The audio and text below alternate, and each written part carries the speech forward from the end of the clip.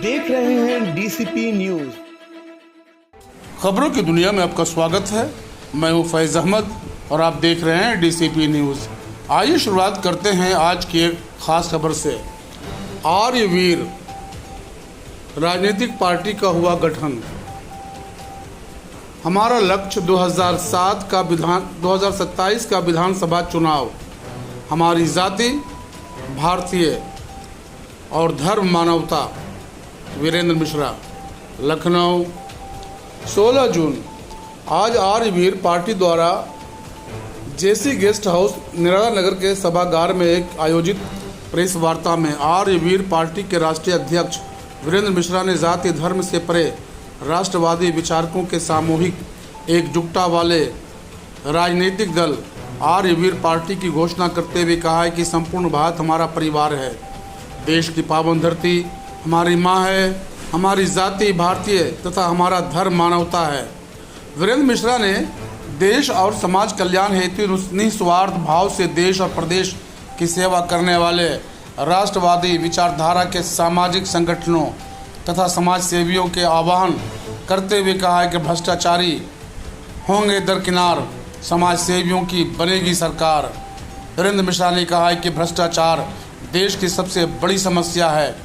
सरकारी भ्रष्टाचारों पर अंकुश लगाकर हम आम जन को आवास, निःशुल्क उच्च स्तरीय शिक्षा, सभी का मुफ्त इलाज, गृह कर तथा 200 यूनिट तक बिजली बिल माफ़ कर सकते हैं।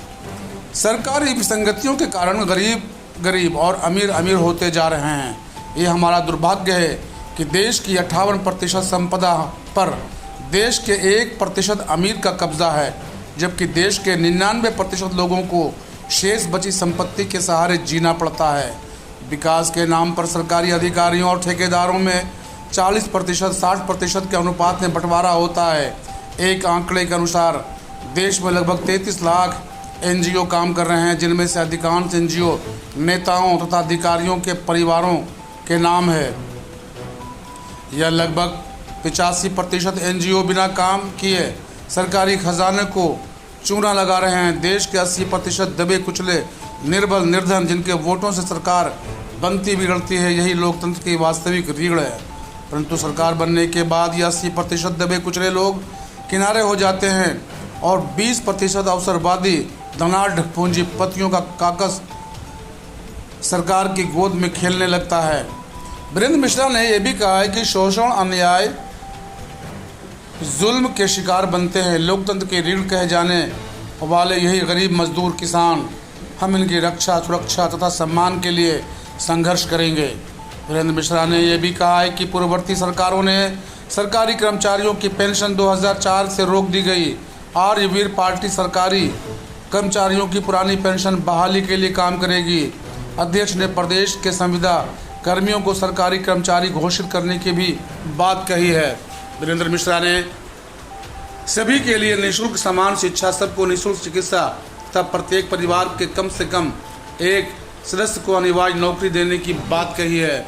वीरेंद्र मिश्रा ने राष्ट्रवाद, न्याय तथा एक देश एक कानून के लिए पूरे प्रदेश में जागरूकता यात्रा निकालने और जन समस्याओं के निदान के लिए प्रत्येक माह समस्या समाधान शिविर लगाकर लोगों को न्याय दिलाने की भी बात कही है। प्रेस वार्ता में राष्ट्रीय उपाध्यक्ष डॉक्टर रईस अहमद, सत्यपाल सिंह फौजी, जेपी मिश्रा प्रधान, राष्ट्रीय महासचिव रमेश कुमार राव, राष्ट्रीय महासचिव हर्षराज पांडे, निर्मला सिंह, सोनिका मिश्रा, कोषाध्यक्ष डॉक्टर विनोद अग्रवाल, दिल्ली प्रभारी आचार्य मिथिलेश मिश्रा, केंद्रीय संगठन सचिव सत्यम त्रिपाठी, बीके दुबे, आशीष राज शुक्ला, एलएन गौतम, अभिषेक अग्रवाल सहित सैकड़ों की संख्या में सदस्यगण मौजूद रहे। कैमरामैन सरवन के साथ मोहम्मद सलमान की खास रिपोर्ट, डीसीपी न्यूज, लखनऊ। जाति धर्म के नाम पर बांटकर टुकड़े टुकड़े कर रख दिया है।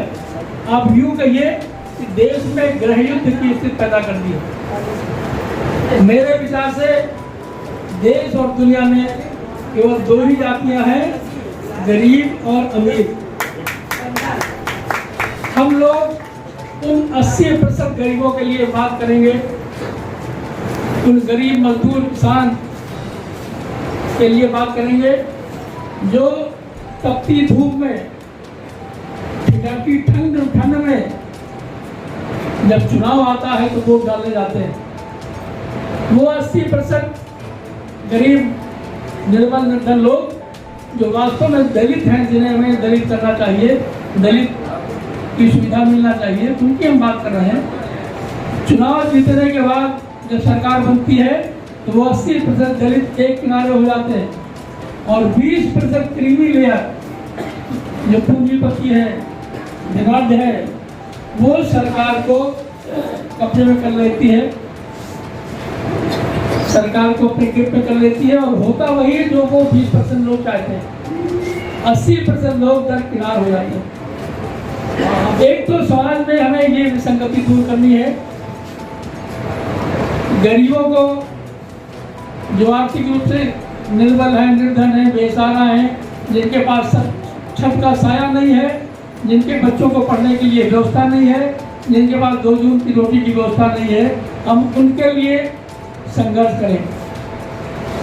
दूसरी बात है, सरकारी धन को हम अपना धन नहीं समझते हैं।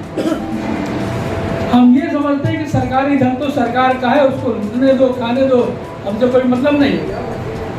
जबकि वास्तव में सरकारी धन हमारा आपका अपना पैसा है। हम भूखे रह के अपने